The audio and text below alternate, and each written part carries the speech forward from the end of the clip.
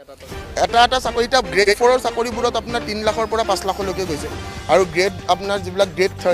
3 যিবিলাক আপোনাৰ পোষ্ট আছে তাতে 8 lakh to 10 lakh depending upon the দালালছ চ' এতিয়া যোনে যিমান যেনেকৈ ল'ব পাৰিছে কোনোবাই 15 লাখ লৈ কিনে তেওঁক যদি 5 লাখ দিব আছে 5 লাখ দিছে বাকী 10 লাখ নিজেই খাইছে চ' পইচাটো আপুনি লাইক আমি শুনালৈকে এতিয়ালৈকে মই যিমানখিনি ষ্টুডেণ্টছ ফিডবেক পাইছোঁ it's up to 3 lakhs to 8 lakhs লেবৰ ভিতৰত আছে গ্ৰেড 3 to 8 lakhs 10 lakhs দাম হৈ গ'ল আপোনাৰ 21 তাৰিখ আৰু 28 তাৰিখ 28 তাৰিখৰ পিছত এতিয়া আপোনাৰ মোটামুটি ধৰক 6-7 দিন 10 দিন বাগৰি গ'ল আৰু তাৰপিছত লাহে লাহে ষ্টুডেণ্টছবোৰে মোৰ যিমানখিনি মোৰ মোটামুটি অলমষ্ট এৰাউণ্ড 2 লাখ ষ্টুডেণ্টছ আছে যোনখিনি মই নিজেই পঢ়াইছোঁ তো ষ্টুডেণ্টছৰ পৰা যেতিয়া ফিডবেক অহা ষ্টাৰ্ট হ'ল ছাৰ এনেকৈ পইচা চলি আছে ছাৰ আমি ইমান কষ্ট কৰিলোঁ দিনে ৰাতি আপুনি কষ্ট কৰিলে এতিয়া কি হ'ব চ' তাৰপিছত যেতিয়ালৈকে মানে জেনুইন আপুনি লিডছ নাপায় সেইটো বস্তুটো উঠাই লাভ নাই কাৰণ পিছলৈকে তেওঁলোকে ধৰক ক'ব যে আপুনি ক'ৰ পৰা গম পালে চ' ময়ো অকণমান এইটোৰ ওপৰত ৰিচাৰ্চ কৰিলোঁ ৰখিলোঁ প্ৰায় 10 দিন ধৰি এই বস্তুটোৰ ওপৰত লাগি আছিলোঁ প্ৰশাসনৰ লগতো মই বহুতবাৰ যোগাযোগ কৰিছোঁ আৰু টুইট কৰাৰ আগতেও মই আমাৰ কিছুমান পুলিচ অফিচাৰ্ছৰ লগত ডিছকাছ কৰিছোঁ তেওঁলোকে কৈছে দে হেভ দ্য লিডছ বাট যেতিয়ালৈকে তেওঁ প্ৰপাৰ লিডছটো নাপায় তেওঁলোকেওতো আগবাঢ়িব নোৱাৰে চ' ফাইনেলি লাইক আমি যোৱাকালিৰ আগদিনা we almost got some of the sample papers যিটো ইউটিউবত ফ্লাৰিছ কৰিছিলে আৰু ইউটিউব বুলি নহয় কিছুমান ষ্টুডেণ্টছক পঠাইছিলে য'ত আপোনাৰ 1ৰ পৰা 100লৈকে প্ৰায় দ্বিতীয় কুৱেশ্যন দেখিবলৈ পোৱা গৈছে ছিকুৱেঞ্চটো ছেইম আছিলে অপশ্যনছবোৰ ছেইম আছিলে চ' তাৰপিছত আমি উই ৱেৰ অলমষ্ট এৰাউণ্ড 99% কনফাৰ্ম হৈ গ'লোঁ যে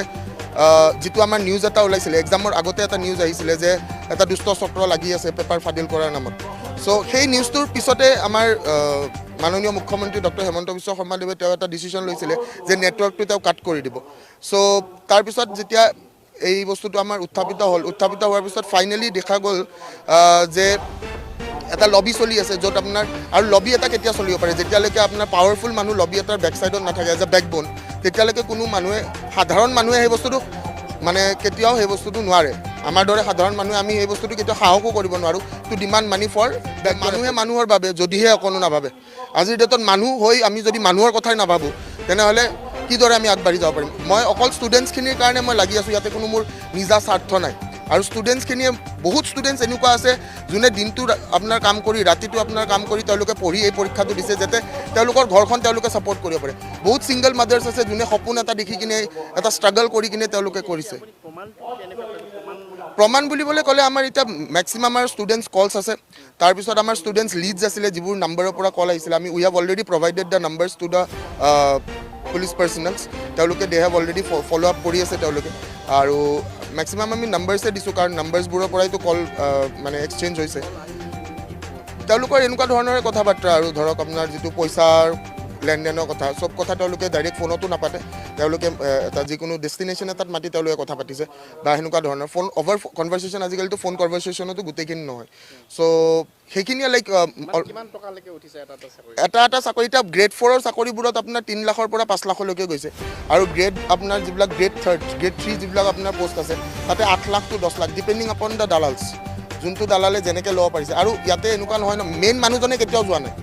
মেইন মানুহজনে তেওঁ জেগাতে বহি আছে আৰু বাকী যিখিনি আপোনাৰ ধৰক পেৰিফেৰেলছ বুলি যাক কয় সেই পেৰিফেৰেলছবোৰে ঘূৰি ফুৰিছে চ' এতিয়া যোনে যিমান যেনেকৈ ল'ব পাৰিছে কোনোবাই 15 লাখ লৈ কিনে তেওঁক যদি 5 লাখ দিব আছে 5 লাখ দিছে বাকী 10 লাখ নিজেই খাইছে চ' পইচাটো আপুনি like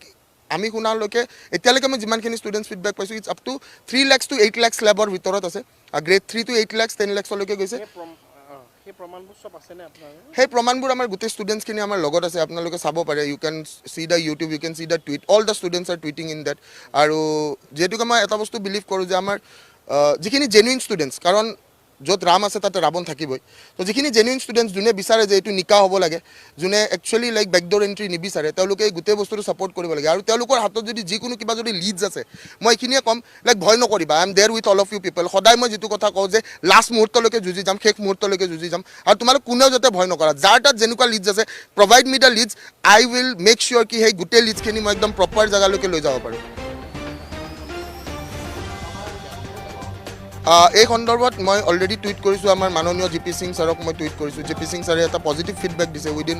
1 hour and G P Singh sir has always help not only the students but also' the people of Assam always এইটো বস্তু দেখা গৈছে আৰু লগতে মই আপোনাৰ দুই এজন আমাৰ প্ৰশাসনিক বিষয়াৰ লগতো ডিছকাছ কৰিছোঁ এই কথাটো আৰু তাৰ লগতে আমাৰ কেইটামান পুলিচ ষ্টেচনছ য'ৰ তেওঁলোক OC হয়, মই তেওঁলোকৰ লগতো ডিছকাছ কৰিছোঁ. They already have the leads but they are just ৱেইটিং for the right time to hit the iron, that's it. তেওঁলোকে ইতিমধ্যে মানে তদন্তটো তেওঁলোকে আগৰ পৰা কৰি আছিল, জাষ্ট প্ৰপাৰ লিডছবোৰৰ কাৰণে লৈ আছিলে. এণ্ড আশা কৰোঁ অসমবাসী ৰাইজৰ কাৰণে আমি যিখিনি আমাৰ ষ্টুডেণ্টছ ফিডবেক আৰু ষ্টুডেণ্টছে যিখিনি লিডছ দিছে চব মেক্সিমাম জেনুৱেন লিডছে পাইছোঁ. আৰু সেই নাম্বাৰ যিখিনি আমি প্ৰভাইড কৰিছোঁ, আশা কৰোঁ এই গোটেইখিনি number like this people they come up. আৰু যোনদিনাখন এই বস্তুটো নিউজত আকৌ আহিব, যেতিয়া ধৰাত পৰিব, এণ্ড